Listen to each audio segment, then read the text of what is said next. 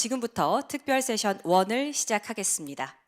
이번 세션에서는 포스트 글로벌 시대의 항해, 인류 연대의 힘을 주제로 디글로벌화, 초개인화 사회 속에서 인류 연대와 공존의 가치를 성찰하고 지속 가능한 미래를 위해 요구되는 인재상과 발전 방향을 논의해 보겠습니다.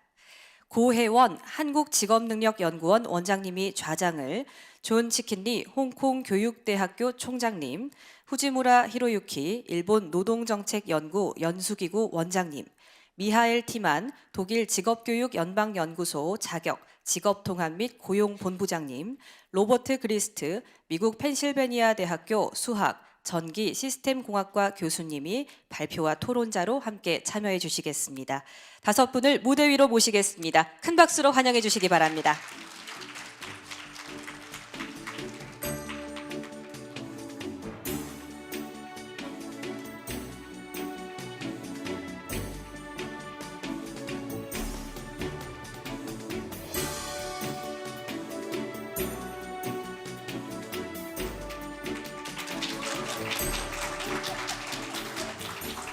네, 고혜원 원장님 진행 부탁드리겠습니다.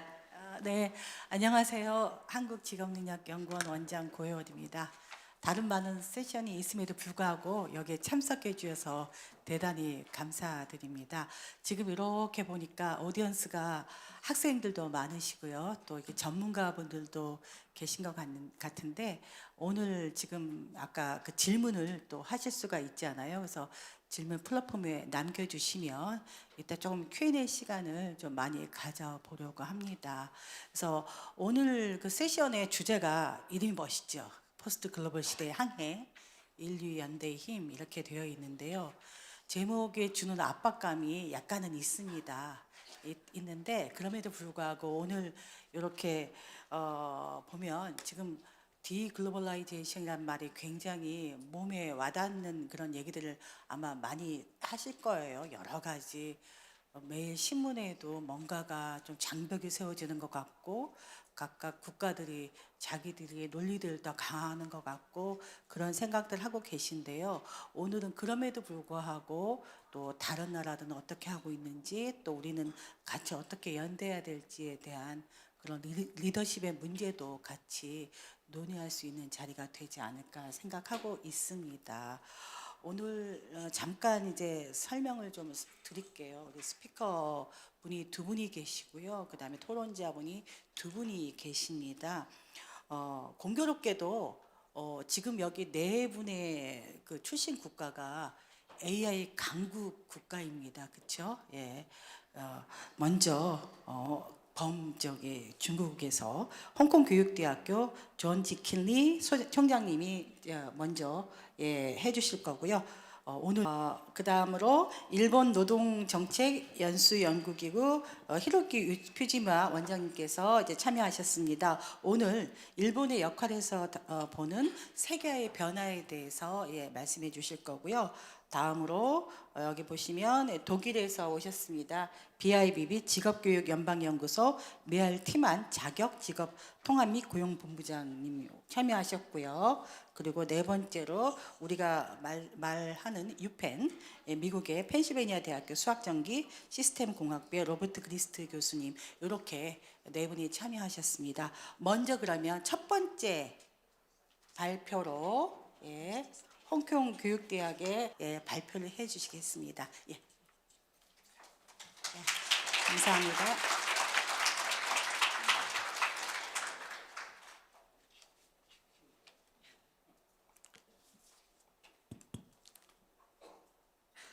Pastor Ko, distinguished speakers, colleagues, friends, good morning.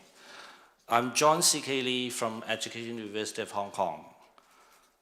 Today I'm very privileged to explore with you because it's a global HR human resource forum. So I will talk a little bit less about education, a little bit more about talents and also human resource issues.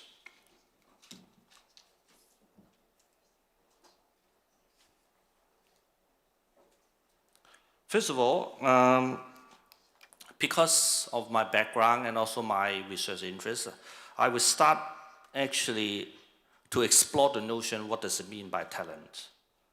Talents, of course, we talk about human potentials, we talk about intelligence, now also interacting with artificial intelligence, so to speak.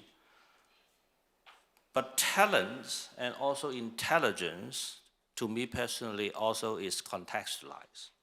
It's also need to be understood and further elaborated and understood and also developed under different contexts. So in a way, I would like to explore further, because the context relates to societal, also related to traditions, and also to some extent ethical values and principles. So today I take a little bit more a broader perspective, talking about developing talents from the perspective of Chinese ethics, partly because of my background, and also talk about leadership because I'm a university president. So I will also draw upon some little experience from my university and my colleagues, especially the team from our HR office, Human Resource Office will be here later on to share with you also some of our work. Our goal is to understand how holistic strategies, when we talk about an organization like university, we listen to the inspiring speeches of keynote speakers, especially the Preston Jim Snape from Siemens. He talks about centralization and decentralization, about dreams and details. So in a way, I think we need something called a more holistic strategies within and beyond an organization, within and beyond the system, so to speak, so that in certain way we are connected. Because this session in particular talks about human solidarity. Human solidarity to me is united by shared values, by shared aspirations. I'm also holding different positions, especially the UNESCO chair as well. So we are also, to some extent, make reference to the SDGs, Sustainable Development Goals underpinned by certain UNESCO traditions and values. So values are important for any organizations, including university, that can promote sustainability. Sustainability not in terms only in economy, economic development, but also social development in terms of harmony, in terms of empathetic support. We also talk about environmental sustainability because now climate change is impactful negatively on about human survival and future development. So for every organization now, to some extent, need to pay attention to SDGs and so on. Human organizations change in the post-global era or post-modern era, whatever era you can name it. I think my observation is that, number one, different organizations are now aimed at performance and efficiency. Nothing wrong about that. We strive for efficiency, effectiveness, and performance. But at the same time, we have to ask what sort of cost it may bring about. Will this sort of effectiveness or practices will affect sustainability? Different aspect of sustainability that I have just addressed. In order to look forward in any organization, we have to look for succession. We have to look for talent recruitment, talent retention, and also talent management. Because people are different, talents are different. And also AI now, definitely digital transformation are impactful on different aspects of operation, different aspects of life as well. And also, especially colleagues now wanting, asking for work-life balance and more importantly, well-being as a whole. We come to a point as leaders and managers that we could not only ask for effectiveness and efficiency without also providing structures and also cultures for well-being. So he comes to certain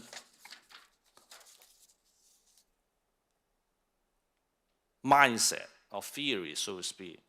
When we talk about Chinese human resource management, of course, we have a lot of management theories if you look to the textbooks or the literature. But I think the core values, to some extent now, we can see also the Chinese organizations are also in transition. In the past, we call it the iron rice bowl, meaning very stable. Once you get into the organization, they will take care of you until your retirement. And even in the past, they take care about your families as well. Everything, including post-retirement, housing, welfare. But of course, these days are gone. We are now moving to a society and economy where we cannot pay for it anymore. We have to find ways, on one hand, for organizations to strive for excellence and improvement, and also now we have to emphasize that there are now market reforms. Different kinds of competitions are looming. Different kinds of new models are emerging. So even in Chinese human resource organization institution, we call for performance. We call for different sorts of models now coming in. Normally, I would call it hybrid systems. On one hand, we keep the good things, meaning we provide some welfare, packages, incentives, but on the other hand, we have to ask for performance. We have to install a lot of incentives and as well as also measures for KPIs, for key performance, including universities, I believe including NGO to some extent as well. So what's the role of leadership and cultural values and well-being as organizations from an organizing perspective? I think my personal observation originally is from utility. Human resources as a commodity, put it that way, as a capital, even name it better. But my personal view is that now we are moving from utility and you, because you are employees too now, is about talents. When we talk about talents, it means potentials. It means development. It means that we as colleagues, we as team members within an organization, we as members in a larger society, we united by consensual values through the international community, including UNESCO and so on. So it's you gradually to us. From a more individualistic orientation, nothing wrong about individualistic, but gradually, when we talk about solidarity, we have to come to we and us. And leaders, especially in the East, are expected to be moral leaders, not only leaders per se. I think I understand correctly, South Korea also have a very rich tradition of cultures that respect hierarchy, authority, and also morality as well. A leader should be moral, a leader should be an exemplar of good practices for others.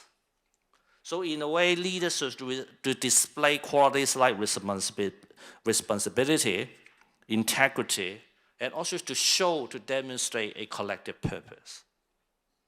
So there are two concepts I would like to draw to you, colleagues and friends. One is called spiritual leadership. In the leadership theory, there's a school of thought in the last 10 or 20 years now prevalent in the literature is called spirituality. The importance of values and spirituality in leadership. How leaders can cultivate spiritual values and also share values within and beyond an organization. And secondly, it's called responsible leadership. Of course, leaders should be responsible, but responsible leadership in a way calls for moral responsibility, ethical conduct, and also cultural wisdom. A way that on one hand respect and also display the qualities of his or her own societal values, but on the other hand to project and portray a cultural sensitive, cross-cultural respect and awareness for collaboration. So leader's role, if I understand correctly, need to be contextualized and serve as role models. So I would like to illustrate by saying in Chinese culture, there's ren yi li xiao, meaning different translation here, benevolence, richness, propriety, and filial piety. Starting from the family, starting from the peers, starting to show that you are a moral individual, then influencing your peers, influencing your members in your society. And also, of course, to show that there's a purpose. A purpose not only to excel, but to excel for your own organization, your own society, and beyond, hopefully extending to the regional and international community. Now he comes to well-being. Well-being is a more comprehensive concept, I think.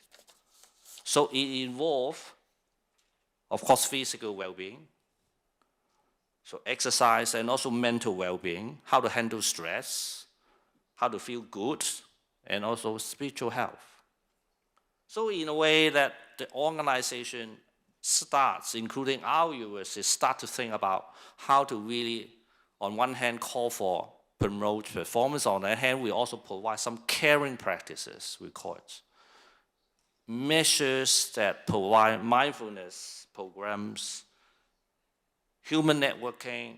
So this time I also work with my colleagues together with the PPT and also bring them here to meet all of you, and we learn each other, so that it will move beyond, the learning is beyond organization. So in a way, now many young colleagues in particular call for life-work balance. So now, I give you one example now, given the time, that we have two interesting idols. One is called study leave. You can see one of the icons sitting close to me. And also Sunny Moodle. So that I'm going to show you something prepared by my colleagues.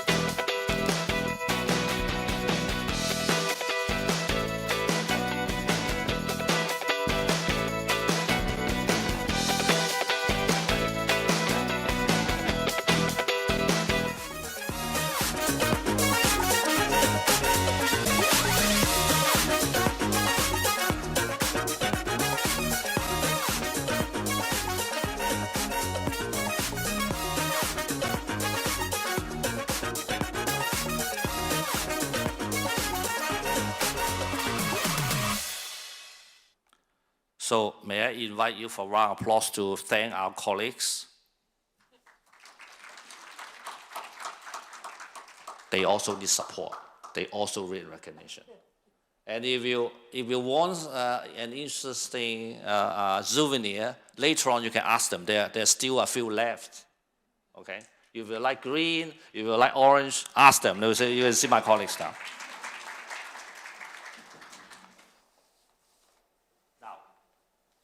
Back to holistic approach. So I believe it's not only about performance, or not only about human resource development or talent development. It's about how the leaders, together with colleagues, work all together to support well-being, to enhance well-being for sustainable change. So moral leadership, responsible leadership, spiritual leadership, I think, need to go beyond the traditional transactional model. In transactional model, meaning you pay me the salary, a good package, I will work for you. Of course, there's nothing wrong. But now, if you want to sustain it for solidarity, for shared purpose, I think you have to do a little bit more. You have to really unleash the potential We have to share to them what's the aspiration, what's our dream. Not only my dream, it's our dream. How's our organization going to work in the next few years? I think it's equally important. My colleagues just at the tea time asked me to do that. I think we should do that, not only I do that. So resilience, adaptability are important. So for future leadership, just to close, I think we have to include different dimensions. The spiritual dimensions, psychological dimensions, make our colleagues feel good because they are working hard. They're working hard not only for livelihood, not only for family, but for good purpose, for and beyond the organization that they work in. So as a conclusion, organization change or leadership change or talent development have to be rooted, have to be connected, underpinned by cultural values. So context is important. Leadership, moral leadership, ethical leadership is also important. We have to advocate holistic well-being if we want to call for human solidarity, as this theme in particular wish to emphasize. So how to leverage, how to understand, how to share the cultural values that we believe, that we embrace are important. So in a way, I think it's not only Chinese ethics, I'm sure in different organizations, different kinds of good values, I think quite universal across the board. So making only reference according to our practice. So about our university, we have a long history, more than 140 years of teacher education training, but we are a young university per se. We are moving towards the 10th years of university titling next year. So welcome at you. We will have a lot of celebration next year, a lot of activities, conferences, seminars that you're most welcome to connect us. I don't want to talk about ranking as a university president, but colleagues always say, so what's your ranking? We are doing quite well, including just the recently announced, yesterday announcement of the QS Asia. We are doing quite well. So you can check on it. I'm not going to do a publicity here. So last but not least, I would like to thank again the key vets, President Cole, the colleagues for inviting me and our team to come here to learn, to share, and let's work all together for a better purpose and sustainable future. Thank you. 예, 감사합니다. 예, 우리가 And 감사합니다. 감사합니다. 예, 평상시에 사실 잘 친숙하지 않았던, 예, 그렇죠?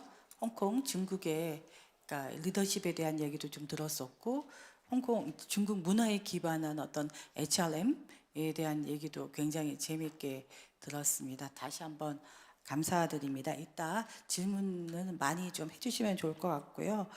다음으로는 우리 이번에는 중국에서 일본으로 넘어갑니다. 예, 우리 일본의 발표를 듣도록 하겠습니다. 예, 우리 일본 노동정책 연수기구의 원장님이십니다. 예, 큰 박수로 맞아주시기 바랍니다.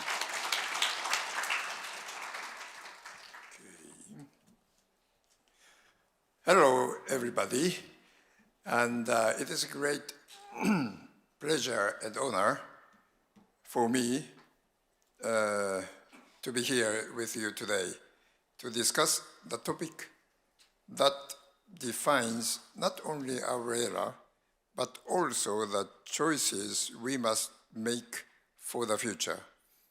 The transformation of globalization and Japan's role in the post-global world. I would like to explain my organization, the Japan Institute for Labor Policy and Training. This organization is financed by the Ministry of Welfare and Labor, And we have two roles. The first one is to make investigation and interviews and research about the working conditions and what is going on in private companies. Then because sometimes Ministry of Labor must change the law or regulation, and sometimes to establish new law. And we provide information to the Ministry of Labor. And the second role is to train employees in job agencies, and then as well as the employees of inspection agency. Then we have 140 employees. Then today, globalization once symbolized open borders, vibrant trade, and cultural exchange. Yet today, we sense a deep transformation underway, shaped by crisis, competition, and the quest for resilience. In the next 20 minutes, I have only 17 minutes, I'd like to explore this transformation, focusing on how Japan, a nation deeply embedded in global interdependence, is redefining its place in this changing world.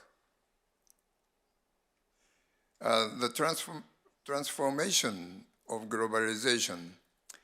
Globalization, as we know it, was driven by trade liberalization, cross-border capital flows, and the acceleration of communication and cultural exchange.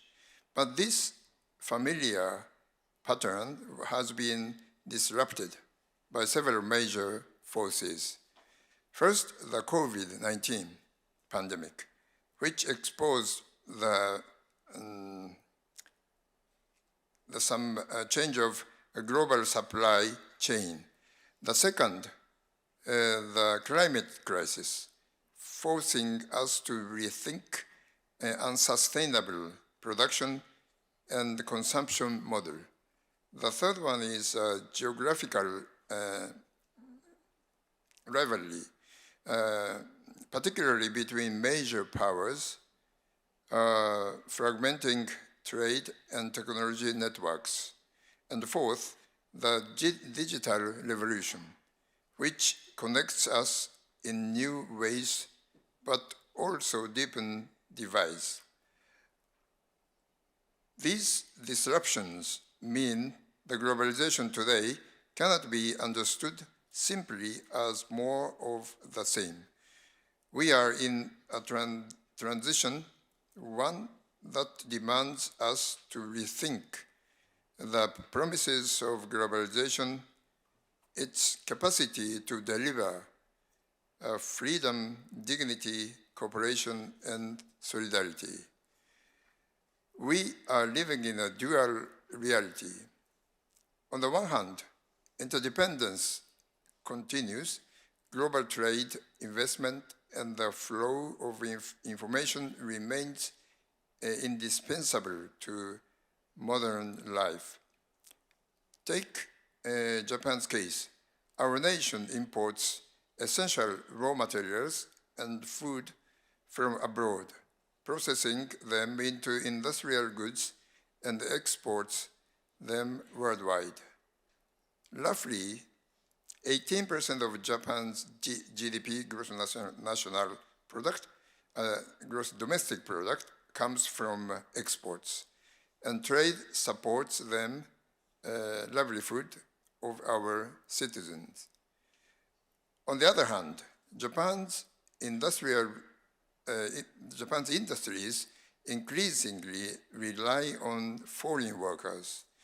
In manufacturing, caregiving, nursing, and agriculture, Japan could not function today without their contributions. This interdependence is not just economic, it is human. This chart shows the rise of foreign workers in Japan.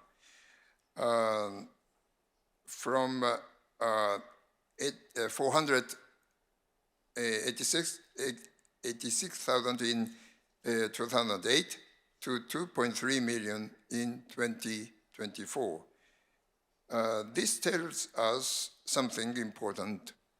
Globalization is not only about goods and capital, it is about people. Foreign workers are vital partners in sustaining Japan's economy, supporting aging industries, and bringing diversity into our community. They embody globalization's human dimension, one that must be treated with dignity and fairness. But alongside interdependence, we are witnessing a retrenchment, a countercurrent marked by regional blocs, friendshoring, and efforts to reduce dependency on particular countries. During the pandemic, for instance, about 80% of Japanese manufacturers experienced input disruptions from China, leading to a 15% production drop. This shock prompted a major rethink of the just-in-time model that once defined Japan's industrial success. Now the shift is toward a just-in-case model, building resilience even at the cost of efficiency. Government agencies such as METI and JETRO are promoting reshoring and diversification to ASEAN and India in what is sometimes called the China +1. Japan is restructuring its global value chains, not abandoning globalization, but reconfiguring it for security and stability. This figure shows how importers' inventories changed from 2015 to 2021. The red line marks the onset of COVID-19 around 2020, the first quarter. Importers started keeping more stock after the pandemic to guard against supply chain disruptions. This shift marks a move from just-in-time to just-in-case inventory management, emphasizing resilience over efficiency. Next is the experience of semiconductor. Just a moment. A clear example of this transformation can be found in Japan's semiconductor industry. Japan is now investing heavily in regional and domestic production capacity, not to isolate itself, but to ensure resilience. In this sense, globalization is not vanishing. It is being reshaped from a model of unlimited expansion to one that values sustainability and security. Rethinking globalization's purpose. At this point, we must ask, what is globalization for? Can it still promote human dignity and solidarity, or has it become merely a pursuit of efficiency and profit. Japan's experience shows that globalization must now balance two cases, resilience and moral responsibility. It is not enough to have stable supply chains. They must also be ethical and inclusive. This table shows how the top semiconductor companies and their global market ranking have changed over 30 years. Over time, global semiconductor leadership shifted from Japan in the 1990s to the US and South Korea by 2020, reflecting structural change in technology, investment, and supply chain competitiveness. Okay, I skip this one. Freedom and dignity and global solidarity. Japan remains a highly globalized economy. Our trade, investment, and information networks span the globe. Yet the shift towards domestic production and national security raise a question. If this emphasis becomes too strong, could it weaken our sense of global solidarity? When firms prioritize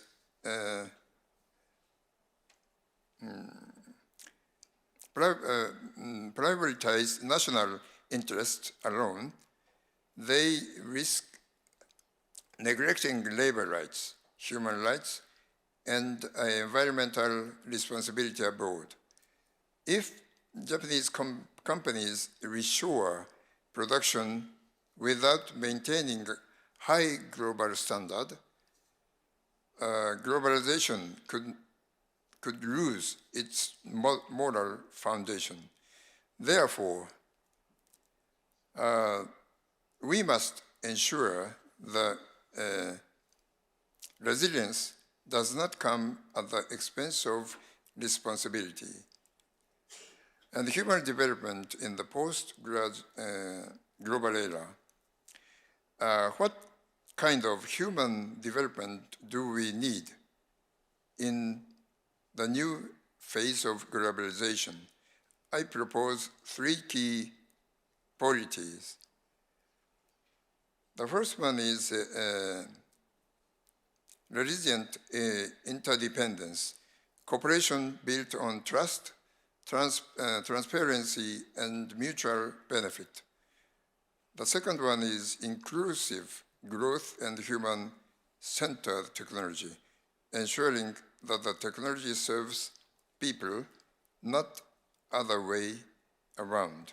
The third one is solidarity as active commitment. These are not abstract ideas. They are practical principles that can guide policy, corporate governance, and education. Japan's path to ethical globalization. So what does this mean for Japan specifically? Japan can lead new model of ethical globalization. On that uplifts regional partners, protects the environment, and advances fairness. And in short, Japan's mission is to shift from cost efficiency to cooperative religions, and the possibility to change corporate behavior. However, this transformation is not possible without a change in corporate behavior. too often firms are pressured by shareholders to chase short-term profits. This leads to widening inequality and social unrest. But Japan has an invaluable resource, its tradition of long-term management philosophy. Experience of long-term established companies. Long-term established companies in Japan have a distinctive ethos. They value trust, relationship, and customer satisfaction. When hardship arises, loyal customers and communities support them in return. Okay, I would like to give you some examples. More than 50,000 companies have more than 100-year history. And the oldest company in the world exists in Japan. A construction company, the name is Kongogumi, was established in year 578. The Japanese people respect firms with a long history. Those companies have succeeded in surviving for a long period because they have been keeping good relationship with customers. And those companies have survived by valuing their core business while boldly taking on new challenges. This is a temple located in Osaka. When son of Emperor Shotoku Taishi constructed this temple, okay, this is renewed several times. This prince invited 3 carpenters from Korean Peninsula, and one of them established an organization, and that organization is still active. And I would like to give 3 examples of long history company. This is Murakami Corporation. At the beginning, they produced a mirror system for this lantern, but now is the biggest mirror system supplier for Toyota. This company started this mirror system production in 1958. And this Fukuda metal foil and powder, established in 1700, and to trade metal leaf powder in Kyoto. And now this company also produces printed circuit boards to cellular phones. And the third example is Higeta Shoyu. Shoyu means soy sauce. Established in 1616 as a producer of soy sauce. And this company made some good technology. You can see a sheep, and when you somebody make injection, and after one month, the wool is cut down, like to take off a coat. And this is a company code of Mitsui, the very established, okay. The idea of corporate social responsibility can be observed in company codes since 18th century. Omi merchants, Omi is the name of district. This is map of Japan, and the center is Omi. This is the old name of this district. That merchant says trade must be good, not only for sellers and the buyers, but also for the local community. And the conclusion, we live in a reorganizing era, globalizing era, not early 21st century globalization. Global links endure and are redefined for resilience and solidarity. Japan examples this. Japan exemplifies this redesign. Key choice is fragmentation or solidarity. Japan can help lead a sustainable, equitable global future. Okay, thank you very much. 예, 감사합니다. 그 일본의 아주 여러 계층의 얘기를 많이 해주셨는데, 여층의 얘기를 많이 해주셨는데요. 결국은 기업이 지금 현재 계속 100년 이상의 전통을 가진 기업이 굉장히 많고, 기업이 어떻게 변해야 또 이 연대를 강화하는, 커스터머의 또 연대를 강화하는 그런 얘기도 하셨고, 앞으로도 계속 일본이 연대 강화에 대한 그런 그 정책을 펼 거라는 말씀도 그렇게 해주신 것 같습니다. 지금 두 분의 저희가 정해진 토론자가 있는데요. 먼저 BIBB의 미하일 티만 본부장님께 말씀을 청하겠습니다. 예.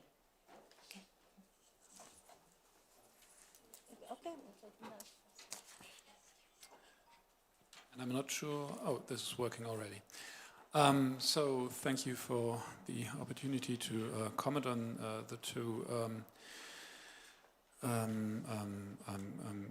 keynotes, and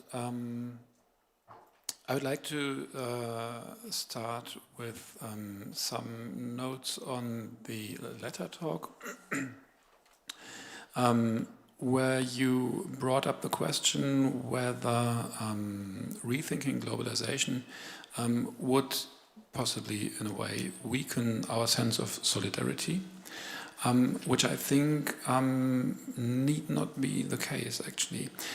If we think of what globalization actually means and what we want to use it for, we can get together and set common goals. And in this setting of common goals, we can find common or shared aims that in themselves would again lead to a sense of commonality and then to a sense of solidarity.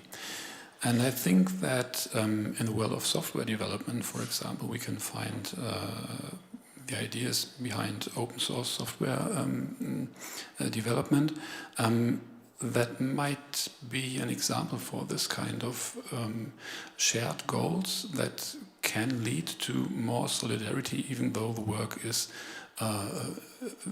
much more distributed than it would otherwise be. So rethinking globalization in the sense of taking a new view on the division of labor or transnational division of labor would not necessarily mean to weaken our sense of solidarity. And there are also some quite interesting results that you showed about the inflow of foreign workers, which in other countries wouldn't work as well, for example. And going to the first talk on developing human talents, I would like to comment on also the question of solidarity and the notion of challenging that you brought up. You wanted to attract talents that would also be able to challenge the ways things are done and the views that are taken to produce things, to handle the processes within organizations. Thinking of path dependencies that often come up in organizations, it's really an interesting question how you want to find employees and people working for you that can challenge the processes and can think of different ways to reach your goals. So that would be an interesting question where in your hybrid dual concern model of human relations there would actually be the place for this kind of or the opportunity for this kind of challenges so that actually you could develop new paths and not would fall into path dependencies. Also, I would like to just comment generally that thinking of solidarity, we would, and both of you in a way did, not just need to think of solidarity as a means to an end, but also as a goal in itself. And thinking about this duality that can define solidarity, we get the opportunity to actually think about what kind of solidarity we seek, what we want to use it for, and then discuss these aims and goals. And once we settle on the kind of solidarity, the actual aims that we want to seek, then it'll be easier to use these discussions to set common goals and then again to redefine solidarity.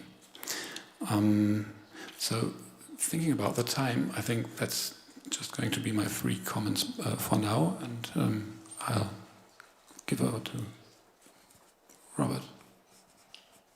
Great, thank you very much. I want to begin by thanking our 2 speakers for excellent perspectives from different places. We have both the perspective from China, the perspective from Japan. In my comments on these talks, I guess I would like to frame it a little bit in terms of some of the things that we heard at the lectures before this, the lectures that were on AI. We have a representative from China with the perspectives. The perspective from Japan, we have a representative from the EU here, and okay, well, I'm the American, right? So let's get it out there. America is a chaotic country with just a lot of weirdness right now.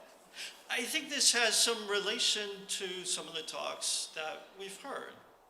I really appreciated the perspective from our first speaker about the need for spiritual grounding in leadership, in the way that society is run. I think this is massively important.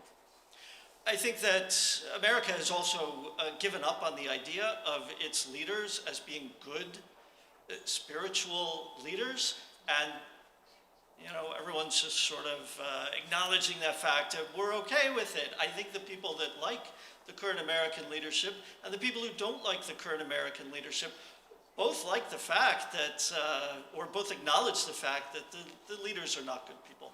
And it's not just the person at the top. There's deep skepticism about all of government. And yet, things just kind of work. How is that? I think this relates to some of the things that we've heard about. In both the first and the second talk, you see a commonality of centralization versus distributed operation.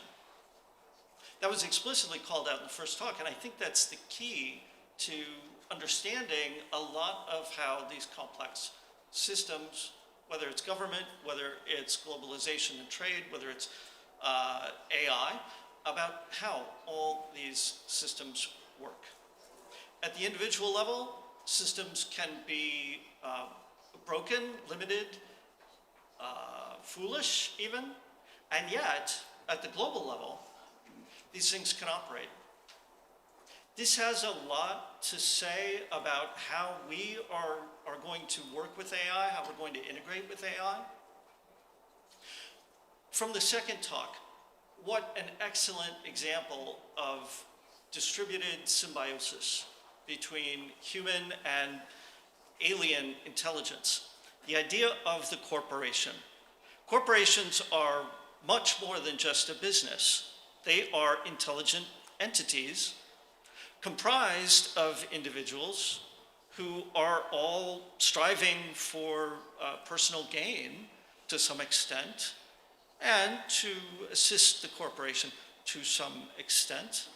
Capital markets are full of agents operating out of, frankly, greedy motives, and yet the collective market can process information very intelligently. Governments, such as mine, can be composed of individuals who themselves are quite foolish, and yet the government as a whole can operate and do extraordinary things. Individual neurons, whether the ones up here or the ones on silicon, are themselves not intelligent. They are performing simple operations, yet collectively they can do extraordinary and intelligent things. And I think that seeing the common threads between the talks that we have heard, looking at large or distributed systems of welfare for individuals that are operating under a government or under a corporation, or in educational contexts, is going to be an important set of examples for understanding how we as humans interact symbiotically with AI. Now, we have so many excellent examples of ancient structures and traditions that carry on for centuries. We heard about corporations in China that have been around for much longer than any corporation in my country. Both the EU, but especially China, has just an extraordinary history of long-lasting, persistent, structural organizations. I think in my country, one of the few examples of things that have been around for a long time are universities. My university was founded by Benjamin Franklin at about the time of the founding of the country. And so I think there's an educational aspect that I would like to add as an exemplar to the examples that we have already seen in today's talks. And again, as you're hearing other talks in this conference on AI, on how it interacts with humans, with how symbiosis works, I think that interpreting the talks that we've heard already in the light of AI is probably a useful framing. Thank you.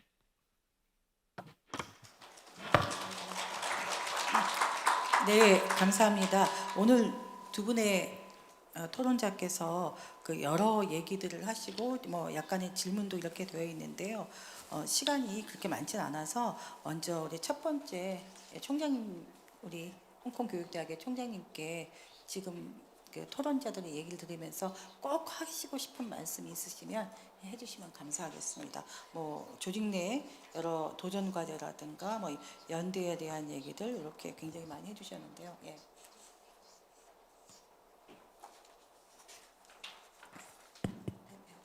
Thank you. I think there are a few issues. I think especially when we talk about organizational change, societal change, or global change. First is about how AI and human interaction could be complementary with each other and mutually supporting each other. I believe it's one of the key issues, not only for organizational change, but also educational change. The other issue definitely is related to sustainable development goals, ranging from, for example, climate change, to poverty, addressing poverty, to addressing how we could provide quality education, to how we could also address issues like partnership, development, collaboration. So all this, I think, to some extent, provide issues or platforms or agendas for building up consensus, or at least share visions, how we might work all together to alleviate certain challenges which not only exist within organizations but beyond. Thank you. 예, 네, 감사합니다. 우리 일본 사례를 말씀해 주신 원장님께 듣겠습니다. 예.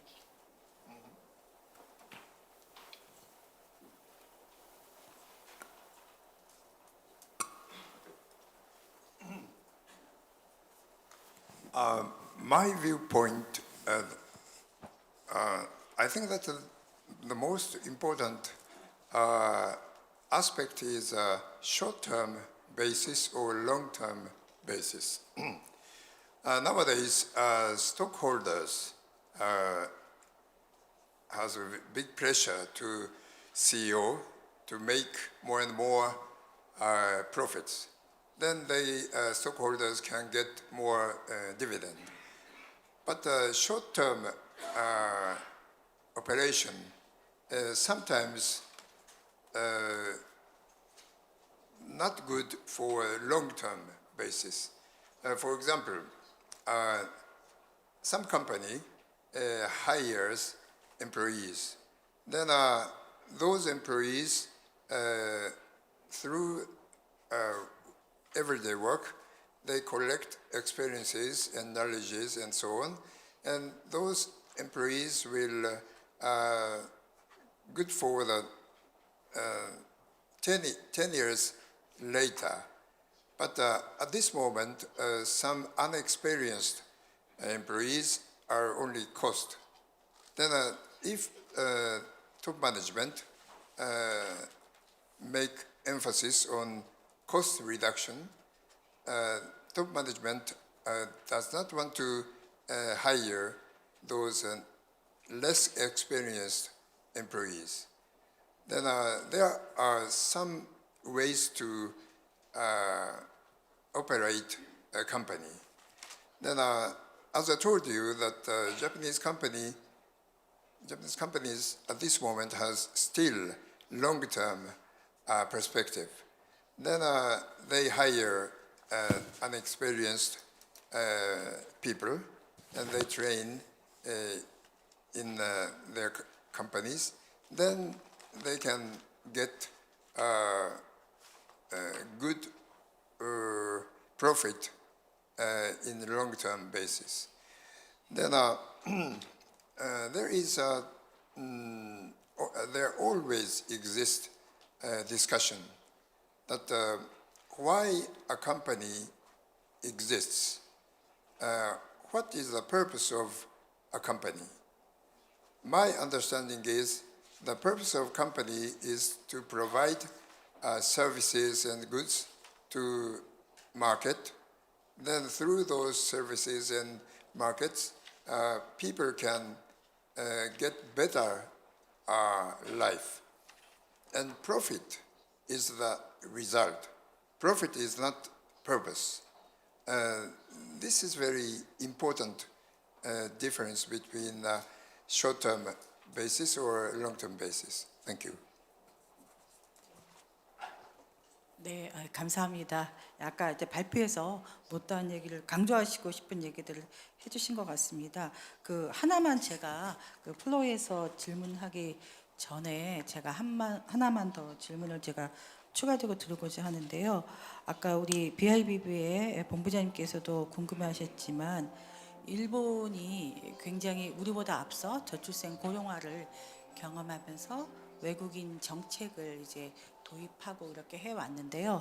특히 외국인 노동자에 관련된 얘기를 조금 하셨어요. 그래서 일본의 현재 스탠스랑 향후의 어떤 방향을 혹시 또 우리 노동정책을 하시고 계신 분이니까 있으신지 좀 말씀해 주시면 저희한테도 많이 도움이 될 것 같습니다. 우리 노동정책연수기구 원장님께 말씀 부탁드리겠습니다.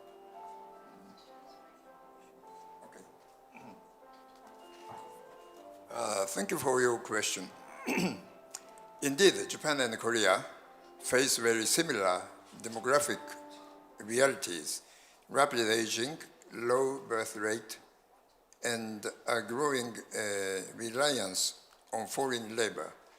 What Japan is experiencing now is not only a demographic shift, but also a cultural transportation from a historically homogeneous society towards one of multicultural coexistence. Japan's response is unfolding in three main areas. First, policy. The government has introduced new visa categories, such as the specified skilled worker system, allowing foreign workers in key industries like caregiving and manufacturing to stay longer and even bring their families. And the second is practice. Many companies, such as Fujitsu and Ajinomoto, are adopting more inclusive human resource and diversity management strategies, seeing cultural diversity as a source of innovation. Finally, the third one is value. There is a gradual shift from homogeneity to coexistence. Japan is beginning to see diversity not as a challenge to social unity, but as a foundation for renewal, especially in an aging society that needs both human and moral sustainability. Thank you. 네, 감사합니다. 그다음 제가 지금 팝업을 해보겠습니다. 이게 떴나요? 지금 질문이? 네. 제가 팝업이 떠야 지금 됐나요? 제가 모르겠어서.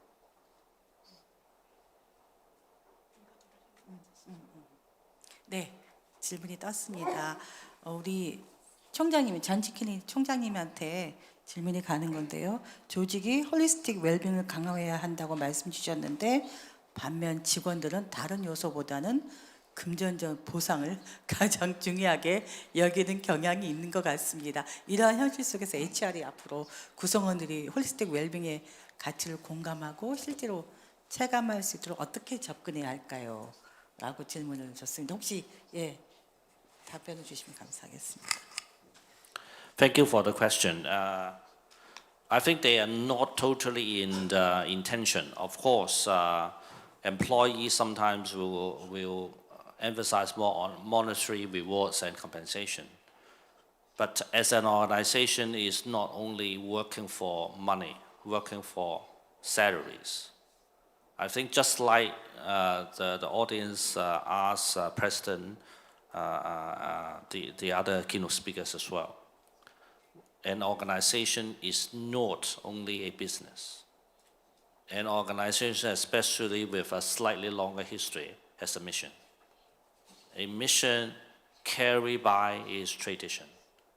An entity embedded in certain values and mission, not only initially maybe by the organization itself, but gradually will be embraced by its supporters, by its clients, by its alumni, for example, for university or schools. So in a way, it is a collective community gradually. So it becomes not only a company or the employees work in a company or an institution only merely for livelihood, for wages. It is also a implementer of actualization of mission. How the personal mission could be connected to the institutional mission. I think this is very important for any organization. And also is also an education issue. How an organization can advocate, how can an organization inculcate for all the members to embrace such a mission. Thank you. And for practice, I think I would add 1 or 2 points. For example, we allow different leaves, this kind of leave, for example, family care leaves. We have also, for example, different carnivals, food festivals. We also have programs during lunchtime, flexible working hours, and so on, so that colleagues can develop, can also engage in self-growth. Thank you. 네, 감사합니다.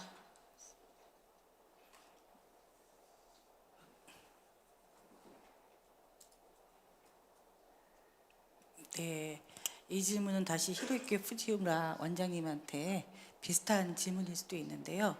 그러니까 아까 계속적으로 일본 노동시장에서 외국인 노동자가 늘어나고 있다는 말씀을 해주셨는데, 미국의 경우에 당연히 다양한 해외 우수 인력들을 확보하고 있고 이제 이게 미국의 강점으로 드러나고 있는데, 일본에서 단순 노동 인력이 아니라 고숙련 해외 우수 인력을 확보하기 위해서 어떤 노력을 하고 계신지, 특별한 정책이 있는지 궁금하다고 질문을 주셨습니다.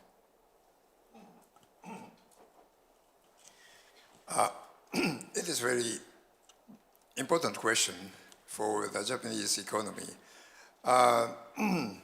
Because of weak yen, our currency yen, we face difficulties to hire high talented people from foreign countries. Then and one problem we must solve is this weak yen. And the second is a wage system or a salary system in Japanese companies. Japanese companies still have some kind of seniority-based wage system. Then if you start your career in a company, and if your length of service is longer, then you can expect higher wage, higher salary. But if a Japanese company wants to hire very talented people, age 30 maybe, at the beginning, the company must pay a very high salary. Then still we are looking for the solution of this wage system, how to cope with such kind of hiring high talented people. Thank you. 네, 감사합니다. 예, 다음으로는 계속 이제 비슷한 질문을 한 분들한테 계속 한 분씩만 드려야 되니까 하는데, 비슷한 질문이 조금 공격적인 질문일 수도 있는데요. 되었습니다. 예, BIBB의 멜 티만 본부장님한테 가는 질문입니다. 이제 보시죠. 아까 일본 질문하고도 비슷하게 했었는데, 어쨌든 가장 독일이 많은 외국인 노동력을 보유한 국가인데요. 어떻게 이런 매니지하고 있는지, 많은 이민자가 있을 경우에 어떻게 매니지하고 있는지에 대해서 질문을 주셨습니다. 예.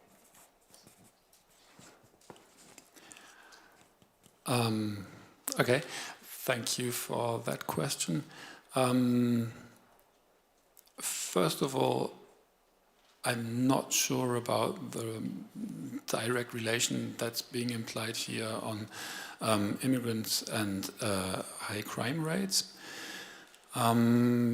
If you look at the numbers, they tend to be comparable between German nationals and foreign nationals, and also if you look at the types of crimes that are being committed, then with foreigners it's often crimes that are related to their status of being foreign, for example that they have been in the wrong city or haven't been to a specific institution in the right time. So these are not violent crimes per se. So that's not really a pressing question for us right now at the moment. It's rather a question how we can integrate people and teach them, how we can make use of their talents. That's what we have large initiatives for. For example, there is Anerkennung in Deutschland, which relates to the idea that what people have learned in their mother country should also be somehow translated and accepted on the German labor market, and then you'll have to find an occupation that you can work in, and then people will assess whether you're fit to do so or have to do some retraining. So that's more of the take of the perspective we take on integrating foreigners into the German labor market. And this idea of more violent crime, it doesn't really show in the statistics, so that's not as pressing as it might seem here in this question. 네, 감사합니다. 굉장히 공격적인 질문이었는데 답을 굉장히 그 실제 독일 상황을 아마 분석하시면서 했던 얘기들 토대로 말씀해 주신 것 같습니다. 어쨌든 우리가 같이 연대하는 사회이니까 정확한 증거들을 또 공부하고 거기에 맞게 정책을 펼치는 게 중요하지 않을까 생각이 듭니다. 예, 다시 이번에는 첫 번째 우리 전치킨이 이렇게 발표자께 갈 건데요. 예.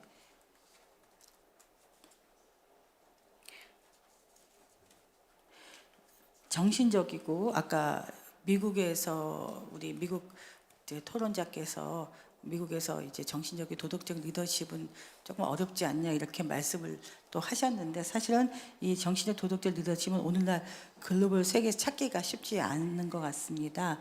현실과 이상의 차이가 매우 큰 것 같은데 혹시 이를 극복할 수 있는 방법이 혹시 있을까요? 라고 어려운 질문을 했습니다. 예, 혹시 말씀이 가능할까요? 예. Thank you for the question. This is a very important issue, I think. Spiritual leadership or cultural leadership could find a lot of wisdom in the classical texts. I think in any society, I think there's a lot of wisdom embedded in the classical texts and also religious texts that can inspire people and friends within and across cultures.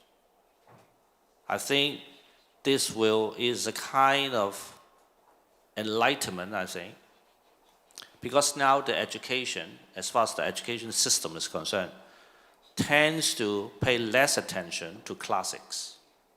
I mean the classical texts and also the wisdoms and values behind the text. And also how we can implement these values into our daily practice and also in our work practices. Morality, of course, is a challenging issue, especially with AI. These days, in many conferences, we talk about how to use AI ethically and morally. The ChatGPT and other issues, especially in university, has caused a lot of concerns. But on the other hand, also provide opportunities because of the large language modeling can provide much faster retrieval of information, synthesis of information that can accelerate research. But morality, I think, needs to go hand in hand with critical thinking as well. The thinking that needs to analyze, the thinking abilities needs to parcel out certain biases, potential biases, be it cultural bias, be it gender bias, or be it other kinds of bias that can inhibit human thinking. So there are a lot of new practices now. You can refer to the literature about spiritual leadership, moral leadership. But again, when we talk about morality, when we talk about spirituality, is about values. It's about the kind of values that we adhere to, that we embrace, how we practice it gradually and all together that can embrace such values. Thank you. 네, 감사합니다. 네, 다음으로 로버트 그리스트 교수님께 질문이 가겠습니다.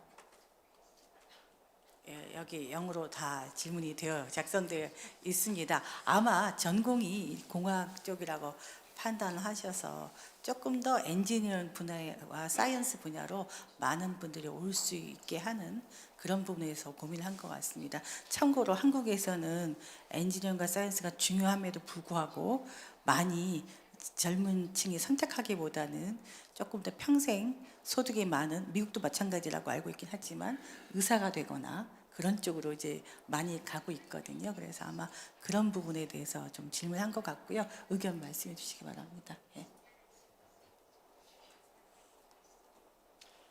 Yes, thank you very much. Appreciate the question. And this is something that I think about quite a lot. I'm the undergraduate dean of education for the engineering school at Penn. One of the things we've done recently is establish a new artificial intelligence major in engineering that is very popular, that students very much enjoy, and that has experienced a lot of growth recently. We are explicitly building not only this, but all of our undergraduate engineering programs to train students to do jobs that may not yet exist. And I tell this to the students who are coming in.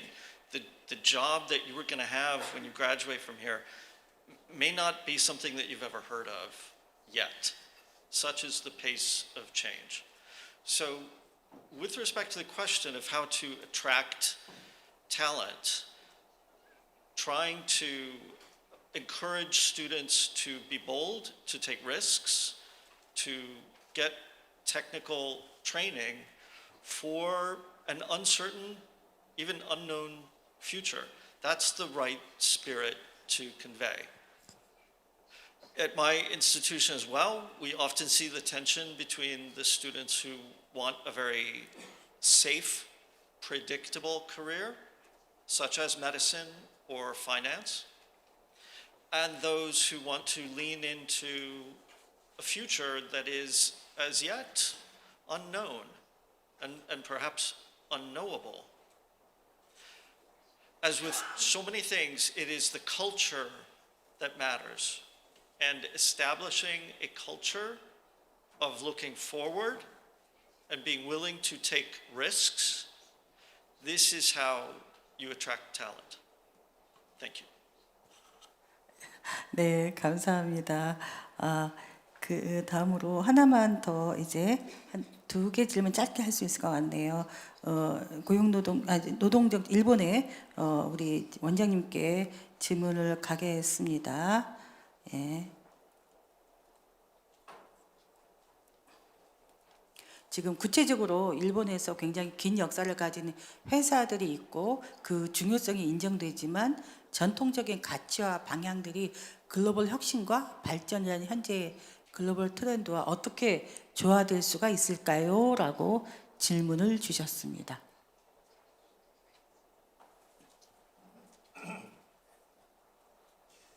Yes, I mentioned about the long history companies, and those companies put customers first. Then after that, profit is the result, not purpose. This is the philosophy of those companies. And when I observe those companies, customers help the company to survive. For example, last 100 years, we had 2 big earthquakes and the war and other natural disasters. Then when those companies faced such kind of difficulties, customers supported those companies because those companies, without those companies, customers cannot get a better life and so on. Yes, it is true that always there are conflict between tradition and innovation.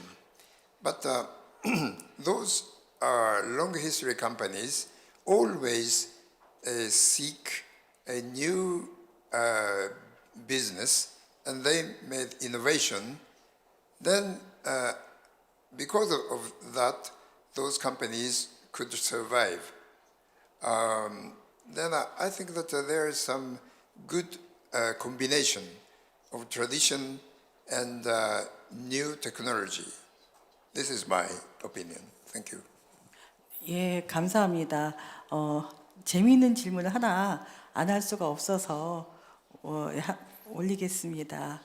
우리 홍콩의 교육대학의 총장님께서 예쁜 마스코트를 이렇게 보여주셨잖아요.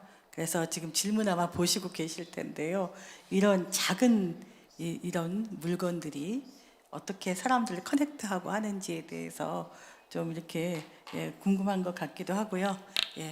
질문을 하셨습니다. 혹시 오늘 이거 다 주실 수는 없는 거죠? 다 갖고 오신 건 아닌 거죠? Small things, small stories can connect and inspire people. So we can think big and also we can start small. Be it mascots, be it stories, be it a video, be it even a message. More importantly, I think, especially in the AI era, I think it's very important that we go back to the human values, because we are all human beings. When we talk about environment, we talk about a human-environment relationship. When we talk about AI, we talk about human-computer interactions, human-AI complementary interaction. So after all, human relations, human connections matter. So I would say mascot is the starting point, chair. So that's why I appreciate my colleagues for spending time to initiate and also to develop attractive mascots, you see?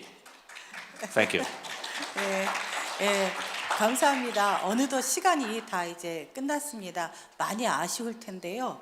오늘 질문을 사실 여기 보면 많은 분들이 외국인에 대한 얘기도 많이 하셨어요. 그래서 오늘 우리 한국직업능력연구원에서 준비한 세션에 4시에 유학에서 취업까지 유학생을 고숙련 국내 인재로 육성하는 전략이 준비되어 있는데요. 아마 거기서 조금 더 내용을 많이 얻어 가실 수 있을 것입니다. 그래서 이따 우리 세션도 또 추가 세션도 참석해 주시고요. 오늘 그 1시간 거의 반 동안 이렇게 같이 참여해 주시고 질문도 주시고 해서 감사드리고요. 오늘 좋은 발표와 토론해 주신 오늘 참석자들께 다시 한번 박수 주시기 바랍니다. Thank you. Thank you so much.